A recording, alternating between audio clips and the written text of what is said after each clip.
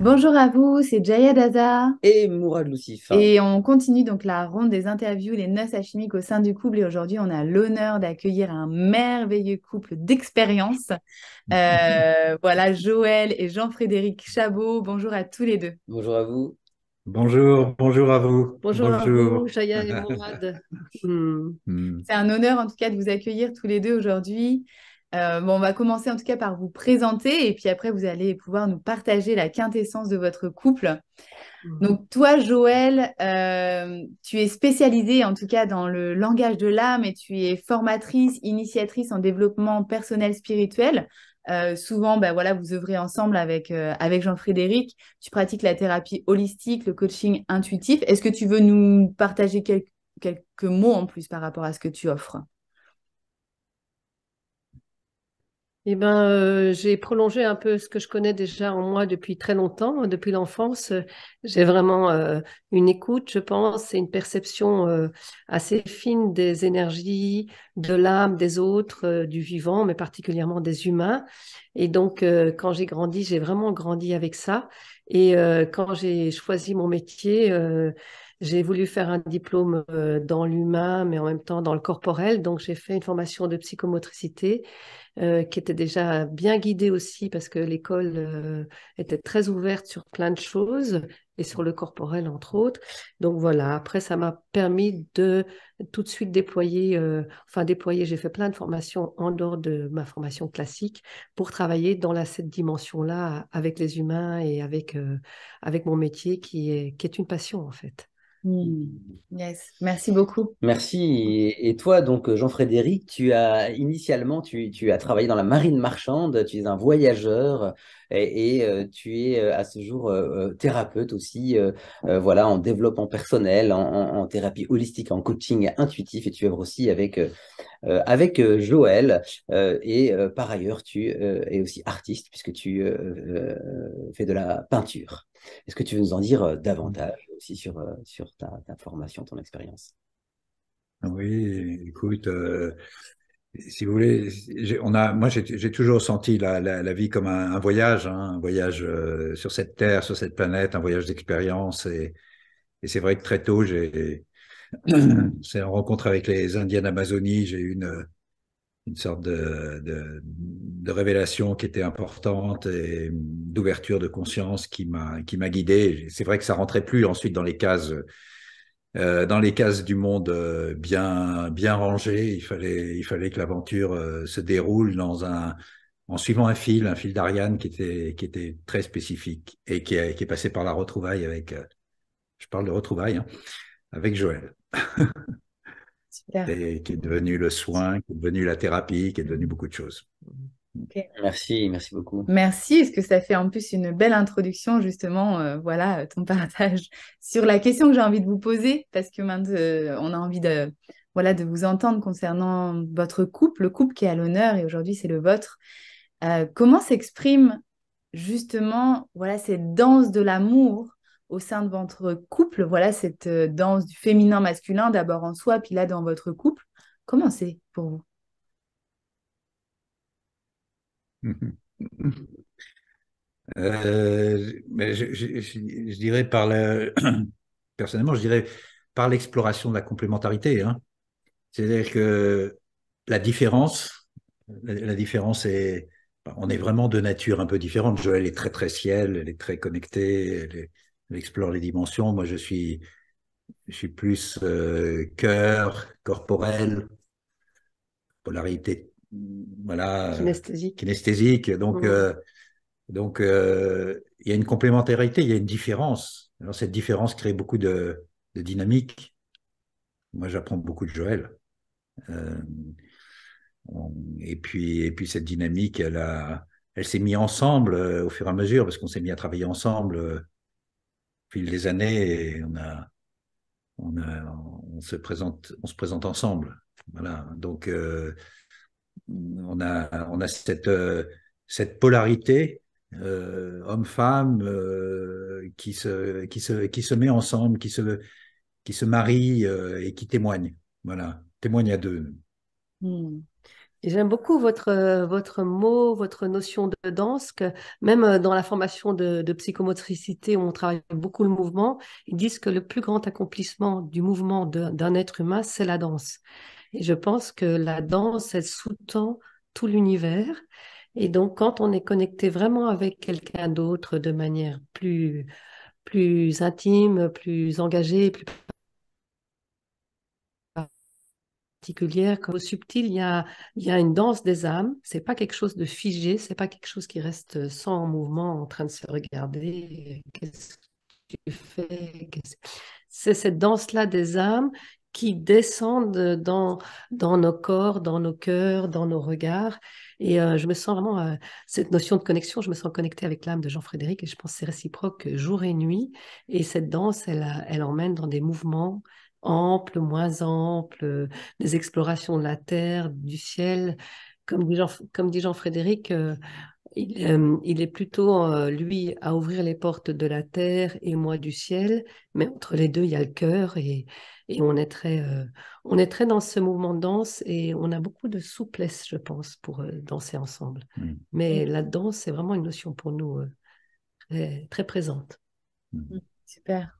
Merci à vous. En tout cas, voilà, j'ai envie de dire ça.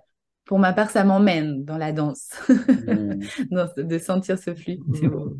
Merci beaucoup. Oui, je suis touché par cet aspect justement de la complémentarité et du coup de la différence et de la dynamique. Et la manière dont vous l'exprimez, c'est très représentatif justement de du mouvement en fait des notes alchimiques. Ouais, c'était, à Mm. part joliment dit. Et, Mm. euh, enfin, voilà, je ressens vraiment cet Mm. aspect de mobilité et de mouvement en fait à tous les niveaux que vous exprimez, que ce soit au niveau du Mm. corps, du ciel ou bien du cœur. Merci pour cette Mm. introduction de cette expression de la danse des noces alchimiques. Alors, pour continuer, en fait, voilà, nous, ce qui nous intéresse, c'est on- les couples qu'on interviewe, on leur demande toujours justement pour eux.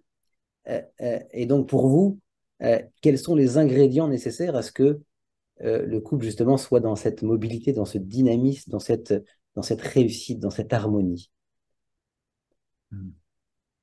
Mais on a l'occasion, vu qu'on est depuis de nombreuses années dans un vécu ensemble, on a l'occasion de jeter un regard un peu sur l'expérience.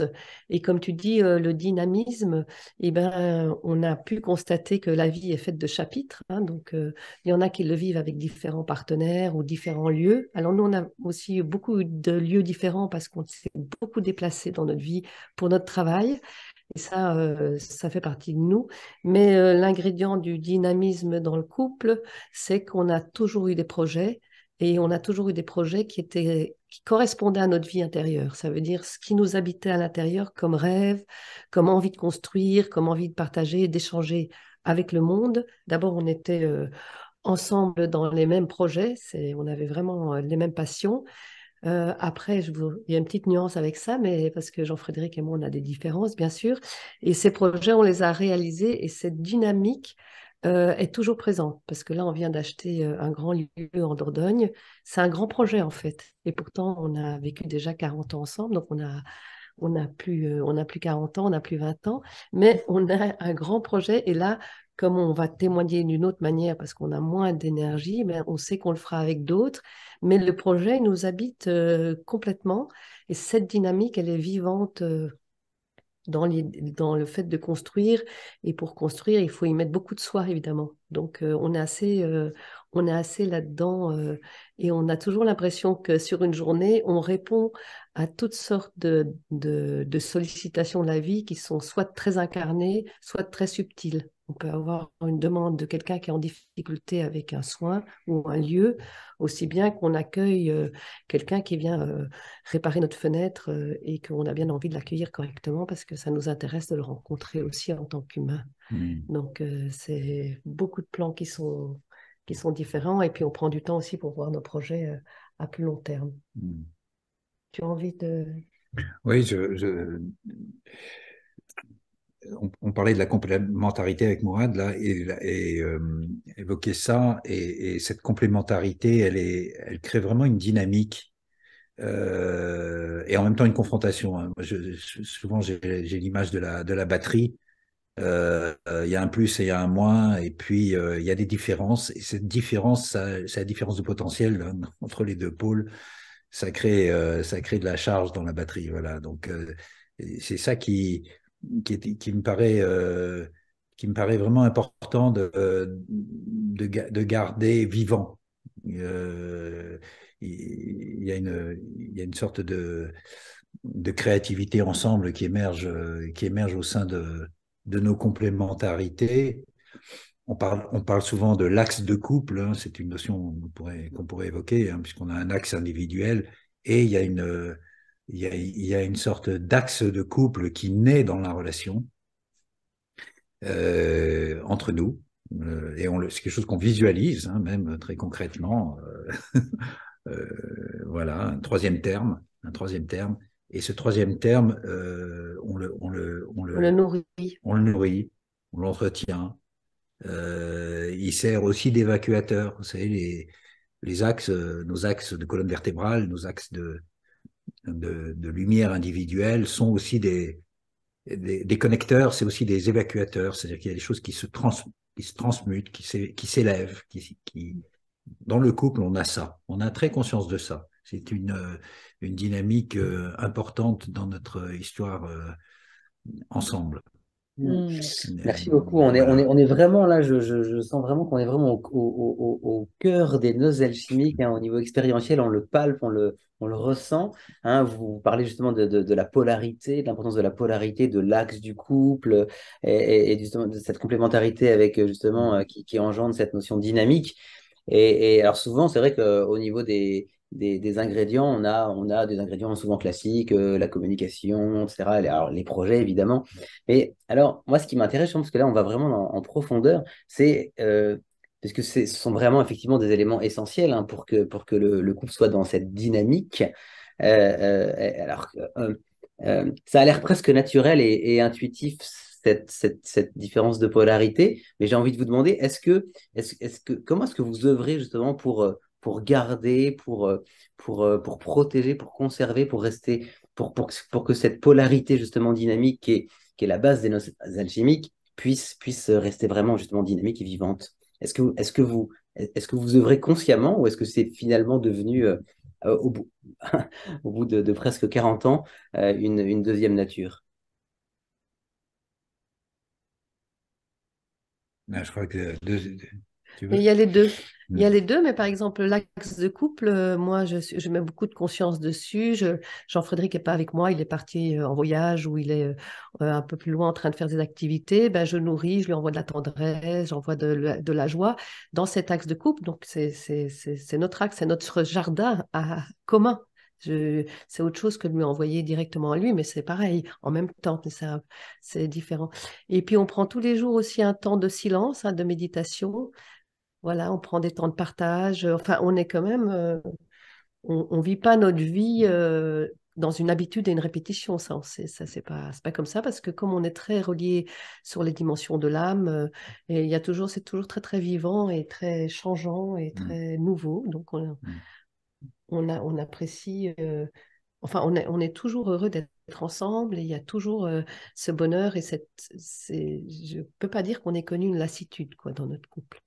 Mais je pense que comme on est dans une dynamique qui est subtile aussi, parce qu'on considère vraiment cette dimension-là dans notre couple chez l'autre et surtout dans la vie, enfin, et aussi dans la vie, ça crée que c'est une vie consciente en fait. Pour moi, la conscience, c'est cette grande matrice qui est autour de tout. Donc autour d'un couple, autour d'une femme, autour d'un homme, autour de la création, autour de le projet de naissance. Et donc, on est dans on cultive la matrice. Voilà. Merci en tout cas pour ce partage-là. Et puis là, tu Et as offert des pépites concrètes. C'est-à-dire que vous prenez quand même du temps chaque jour pour vous retrouver, même si vous êtes voilà, dans vos projets, que vous êtes dans votre axe individuel il y a l'axe de couple et surtout, vous vous donnez du temps. Comme tu disais, Joël, voilà, chaque jour, vous prenez un temps de méditation ensemble et vous prenez aussi du temps pour partager ensemble.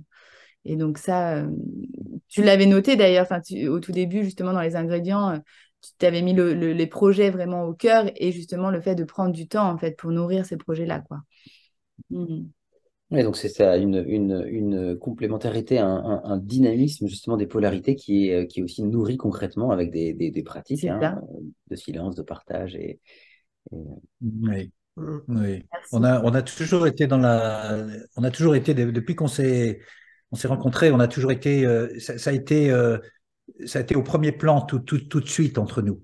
C'est-à-dire, euh, j'accueille avec conscience, pendant des années, par exemple, tous les matins, on tirait une carte, Un ange, un peut-être. ange, une carte, un tarot, peu importe, hein, et puis on faisait un partage.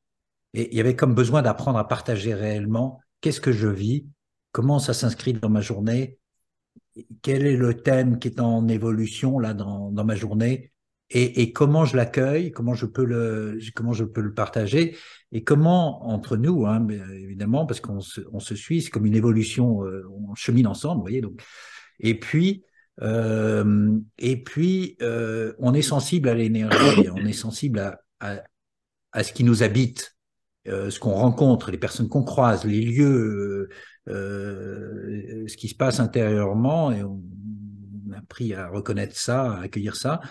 Et je dois dire que pour moi, dans le couple, une des choses qui me paraît vraiment très importante, c'est pouvoir transmuter Mhm. les éléments qui naissent dans notre expérience de couple au fur et à mesure que ça se présente, de faire cette transmutation énergétique de ce qui vibre entre nous, ce qui vibre sur notre chemin, ce qui vient se révéler. Et cette transmutation, elle est très, très importante pour nous, parce que c'est ça qui permet de passer les étapes. C'est-à-dire Mhm. qu'à un moment, il y a des passages à niveau énergétique, il faut le passer. Ou alors on peut rester bloqué là. Et on peut rester Mhm. bloqué dans l'expérience. On peut y prendre du temps, hein. Des fois, il faut attendre un peu que le train passe, mais il y a on a besoin d'accueillir qu'est-ce qui est concerné, qu'est-ce qui est en train de se passer. Et puis, alors il y a des petites choses au quotidien faciles à transmuter. Il y a des choses qui Plus prennent plus de temps qui dans la sont, révélation, on va dire, qui sont des thèmes profonds. qui qui sont Mm. des thèmes profonds, des chapitres, hein, C'est ça, des thèmes de merci. Parce que chapitres. Mm. tu conclus, Jean-Frédéric, par ce mot chapitre que j'avais sur le bout de la langue quand je t'entendais justement par rapport à ce que disait Joël. Donc au tout début, le fait que dans le couple, effectivement, il y a différents chapitres. Et donc là, tu le nommes plus Mm. spécifiquement en disant, bah oui, Mm. la transmutation, transcender finalement les étapes, c'est ça qui permet de passer d'un chapitre à un autre. Euh, voilà, surtout en plus, effectivement, comme vous le nommez et comme vous le vivez, c'est-à-dire que ça fait 41 ans de couple. Mm. Donc, effectivement, des chapitres, il y en a eu de vécu. Et merci d'ailleurs de montrer cet exemple-là. Ouais, mais je pense à la transmutation, justement, enfin, ça me parle et je repense à l'interview d'un autre couple aussi par rapport à cette question, justement, et j'avais été touché par cette aptitude, justement, à renouveler, un petit peu comme voilà, c'est-à-dire laisser aussi mourir l'ancien couple pour accueillir le nouveau couple. Et donc, il y a une sorte de renaissance et de revitalité qui se crée. Et je crois que, voilà, alors, je sais pas vraiment comment ça se fait, je pense que ça s'apprend aussi, mais savoir, peut-être que savoir justement, comme tu disais, Jean-Frédéric, transmuter, c'est aussi une des clés euh, qui permet, comment dire, le succès, voilà, le succès et la Mm. longévité justement de l'amour et du couple. Moi, j'ai Mm. envie de vous demander justement pour les auditeurs, auditrices qui là vous regardent en fait et vous écoutent, euh, la question là qui est là, c'est oui, mais comment en fait? Comment transmuter? Est-ce que vous auriez justement une clé, une pépite concrète en tout cas à leur offrir Sachant qu'après, je le précise comme ça, mais effectivement, vous accompagnez dans ce domaine-là, donc les personnes qui veulent aller plus loin pourront vous contacter davantage. Ouais, carrément. Mais c'est vrai que la transmutation, c'est vraiment un outil qui accompagne notre transition collective et pour toute l'humanité. Donc, c'est vraiment un outil très précieux. Et, on devrait vraiment pouvoir le transmettre à des jeunes très tôt parce que c'est tellement précieux. Et pour nous, c'est prendre un élément, par exemple, quelque chose qui n'est pas fluide, qui peut être dans la relation, un agacement, un énervement, etc., se retirer dans son intériorité, le reconnaître et le reconnaître comme quelque chose qui fait partie de nous-mêmes, qui n'est pas à l'autre. Hein, c'est pas le propos d'aller le faire porter le chapeau par l'autre, c'est le retournement du regard, reconnaître que là, il y a une cristallisation. Ça veut dire qu'il y a quelque chose qui s'est limité, qui s'est enfermé, voilà, ça fait partie des croyances et des émotions, et qu'il nous est possible, en le reconnaissant profondément, déjà en l'acceptant très profondément, ce qui est déjà un itinéraire intérieur, un chemin intérieur, de pouvoir le remettre, ça veut dire l'accompagner à l'élever et le remettre dans une vastitude. Donc partir de quelque chose de très limité, très concret, et puis aller le reconnaître, l'accepter, l'apprivoiser, peut-être faire connaissance avec lui, peut-être ça prend quelques temps. Il y a des choses qui peuvent partir en 5 minutes, d'autres qui vont prendre la semaine, d'autres le mois. Voilà, et quand c'est trop difficile, la position, c'est d'aller faire ça avec quelqu'un d'autre, parce que c'est trop gros, des fois on a peur, c'est trop inconnu, c'est trop loin, c'est trop inconscient. Voilà. Bah, quelqu'un d'autre, en général, la plupart du temps, c'est entre nous. Hein, on travaille, c'est-à-dire ça, c'est aussi un des privilèges du couple, c'est-à-dire que on est habité par une énergie, par quelque chose qui a besoin de muter, qui a besoin d'être vu, reconnu. Hein, comme disait Joël, il faut d'abord le reconnaître, hein, l'identifier, le regarder, et puis l'accepter. L'accepter. Ça passe par une phase d'acceptation. Tant qu'il n'y a pas l'acceptation, tant qu'on lutte, tant qu'on cherche à interpréter trop, on dérive un peu la chose. Il y a quelque chose de l'ordre de l'acceptation. Dans l'acceptation, il y a un espace du cœur qui commence à prendre en charge, qui commence à prendre l'élément dans la transmutation. Pour nous, le cœur est vraiment, notre travail est vraiment basé sur l'énergie du cœur. Donc, c'est quand le cœur s'ouvre dans l'acceptation à ce qui est présent là, il y a la transmutation qui démarre, véritablement. L'identification du grumeau, on va dire, qui peut apparaître dans nos vécus, etc., c'est une étape. La deuxième étape, c'est l'acceptation.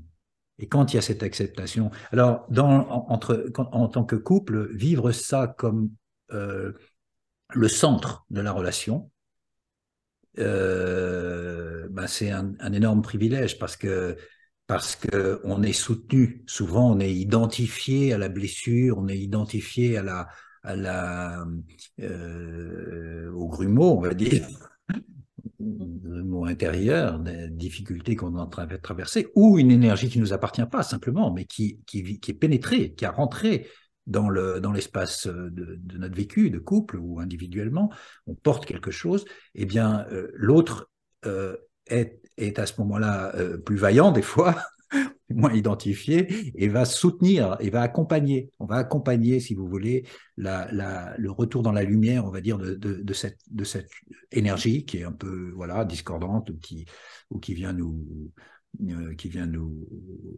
challenger, hein, qui vient nous couper, qui vient nous réduire, on va dire, qui nous enferme dans des émotions, des choses qui ont besoin d'être élevées, comme disait Joël. Ça a besoin ce travail d'élévation dans le quotidien des éléments qui se présentent dans notre expérience ensemble.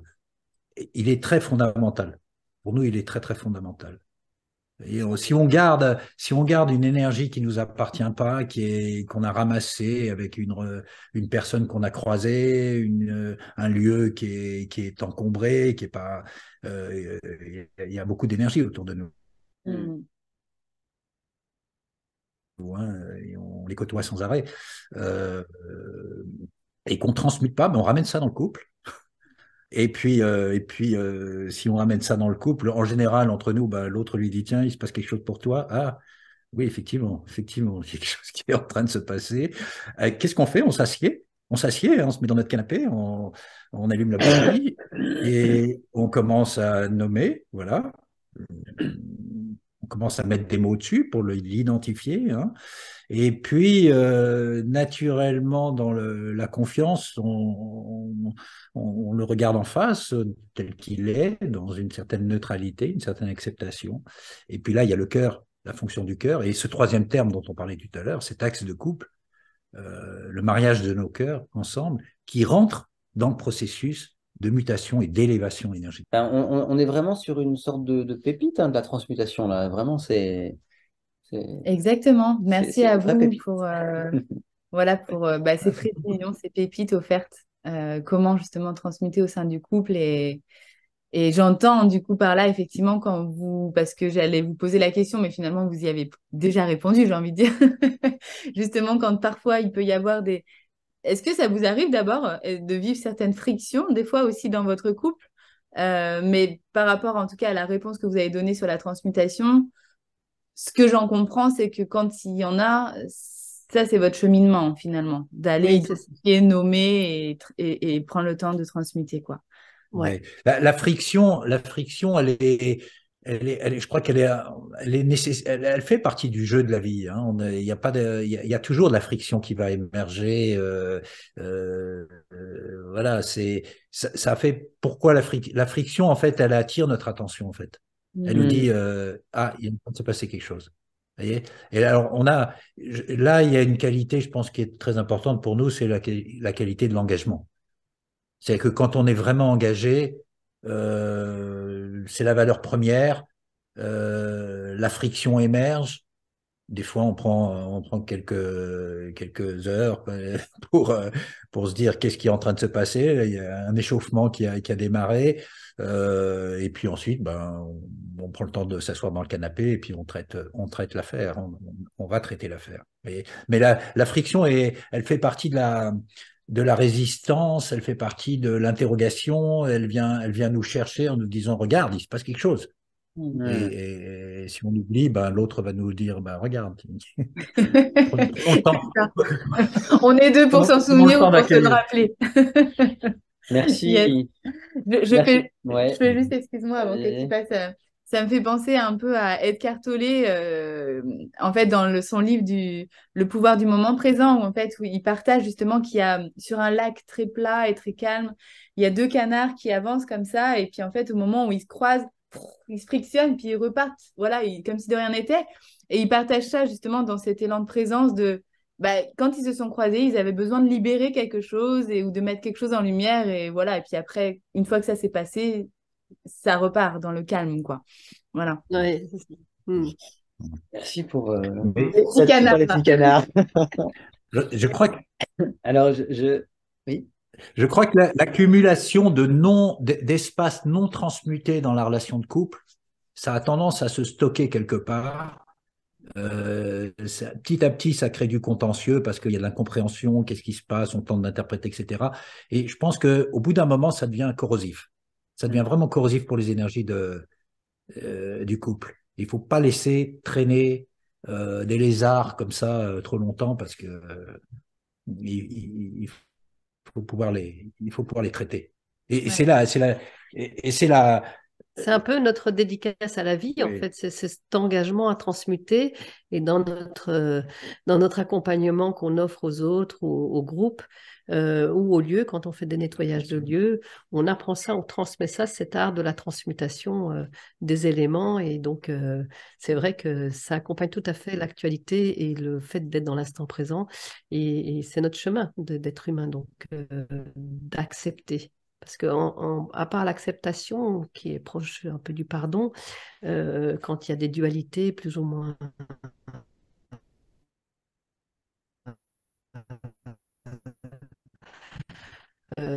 présentes, il n'y a pas très intéressé à les apprendre.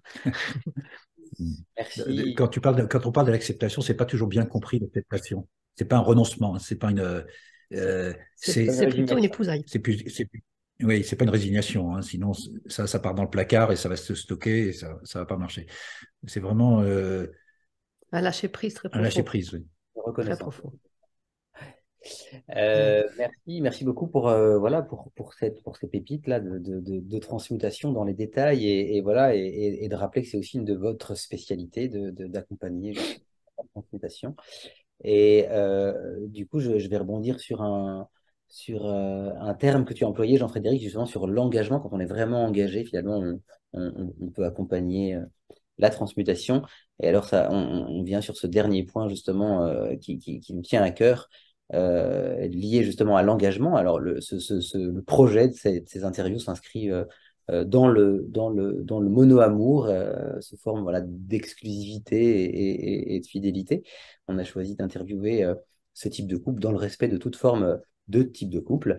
Et alors, du coup, en quoi, justement, pour vous, cet espace de fidélité et d'exclusivité est matière, source, matrice, justement, à prospérité, développement et épanouissement du couple? On avait des grands bénéfices, ça ouvrait des portes, ça donnait des fruits d'abondance, etc.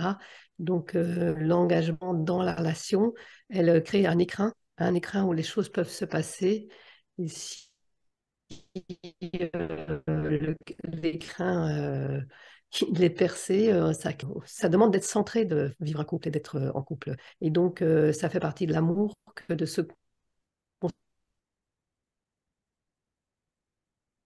parce que quand on a commencé l'exploration ensemble, on est en train de construire quelque chose ensemble. Enfin, nous, on sent, quand on vit dans une maison, on construit, voilà, on construit un habitat, on construit un jardin, mais là, on construit comme un espace intérieur où il y a notre espace à chacun, le mien en tant que femme, le sien en tant qu'homme, et le nôtre en tant que couple. Donc, d'aller lâcher la construction pour aller commencer un petit peu ailleurs, ça ne nous paraît pas logique. Et puis, c'est pas ce qu'on a envie, parce que c'est tellement précieux ce qu'on vit.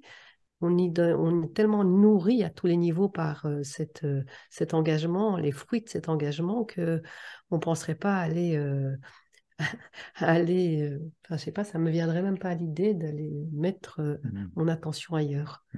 Parce que je sais qu'il y a une grande illusion là-dedans. Et puis, j'en ai pas envie.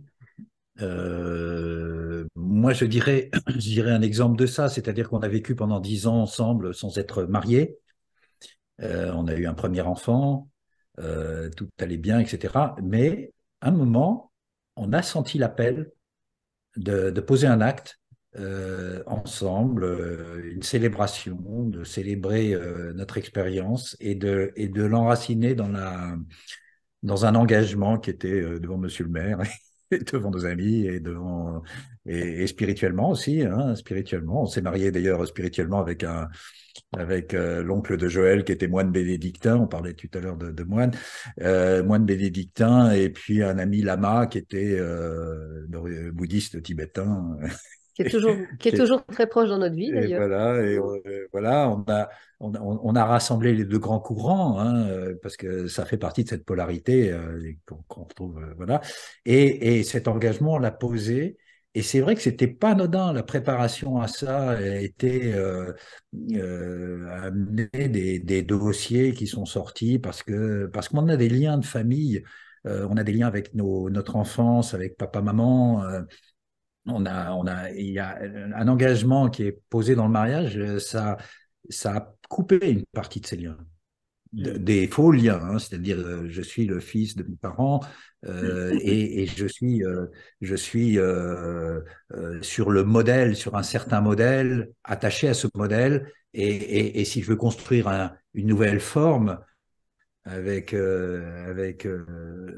mon épouse, il faut se libérer de l'ancienne forme. C'est-à-dire on s'en libère, on continue à travailler. Mais poser un acte d'engagement, ça a permis vraiment de traiter, on va dire, transmuter, on parlait tout à l'heure, transmuter, il fallait transmuter des liens. Voilà. Et nous, on a beaucoup vu en thérapie, justement, quand l'engagement n'est pas clair, la fuite d'énergie dont parlait Joël, on a beaucoup vu que on voit que des fois les gens font des enfants, et puis ils font une fille au père ou un enfant à la mère biologique. Ça reste dans des liens. Symboliquement, hein, Ça reste dans le lien de l'ancienne famille, de l'enfance, etc., qui n'est pas, vous voyez, on n'est pas dans un espace de neutralité. Voilà, cet engagement nous a permis aussi malgré 10 ans de vie commune, d'ouvrir des dossiers qui n'avaient pas été ouverts. Ça nous a beaucoup apporté, oui. C'est vraiment intéressant en tout cas de vous entendre parler de l'engagement justement à la lumière de couper des liens transgénérationnels qui pourraient justement obstruer la profondeur du lien d'amour présent qu'on est en train de créer. C'est la première fois que j'entends ça. Je trouve ça très beau. Merci. Yes. Il y a des rituels, je pense, qui sont vraiment des rituels de passage d'un chapitre à l'autre, et ils sont précieux, et c'est intéressant de les vivre en conscience et de poser, parce que là, on se rend compte que ça passe, ça marque le coup, quoi. Oui, effectivement. Et Ouais. en tout cas, ça fait pleinement sens. C'est-à-dire, ouvrir le nouveau chapitre, c'est se libérer de l'ancien, quoi. Et yes. Merci à vous deux, en tout cas, beaucoup. pour voilà, ces riches partages de votre expérience, voilà, de votre intime aussi, hein, de votre couple. Et donc, voilà, un honneur de vous avoir accueilli aujourd'hui et que ça puisse en tout cas bénéficier au plus grand nombre et que ça puisse aussi offrir voilà, toutes ces ressources, sources d'inspiration à la communauté, aux auditeurs, auditrices qui vont vous regarder. En tout cas, on est vraiment certain justement que ça va pouvoir inspirer, sourcer, ressourcer, intéresser beaucoup de nos auditeurs et auditrices. Et on vous remercie encore infiniment d'avoir accepté de témoigner. On vous dit à bientôt. Un grand merci à vous deux.